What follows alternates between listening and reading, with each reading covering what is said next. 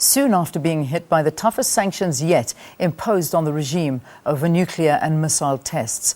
South Korea is still trying to determine the nature of the latest launches. Earlier, the UN Security Council unanimously approved the sanctions after 7 weeks of negotiations between China and the United States.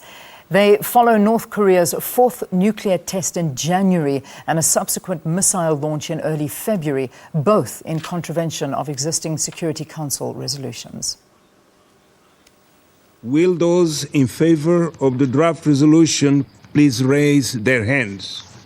It's an attempt to stop North Korea's nuclear weapons ambitions in its tracks against a regime that has remained defiant despite already being under sanctions since 2006.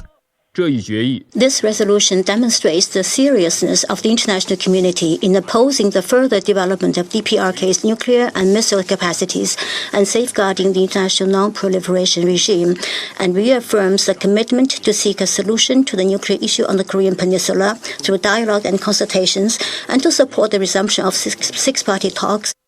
Our collective security demands that we stop North Korea from continuing along this destructive and destabilizing course. Yet we've got to be honest that while previous multilateral efforts, including the 4 previous sanctions resolutions adopted by this Council, have undoubtedly made it more difficult for North Korea to advance its weapons programs, the regime continues to plow ahead, as it demonstrated the last 2 months.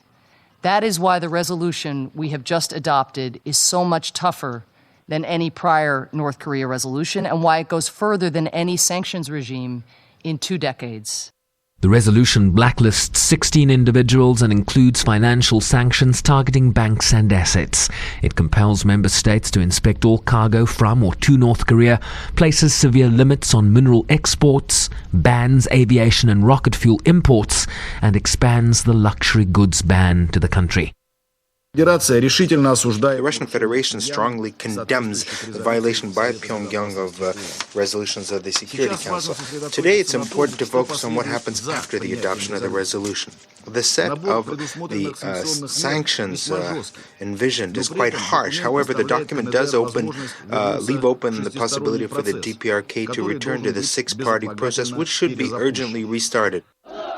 The text also strengthens an arms embargo against the DPRK as the international community tries to bring the reclusive state to heel.